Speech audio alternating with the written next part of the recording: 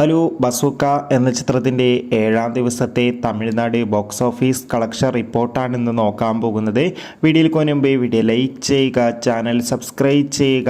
April May മാസം OTT release ചെയ്യാൻ പോകുന്ന ചിത്രങ്ങളുടെ വീഡിയോ നമ്മുടെ ചാനൽ ഭാഗം പരിശോധിച്ചാൽ നിങ്ങൾക്ക് കാണാൻ വേണ്ടി സാധിക്കുന്നതായിരിക്കും.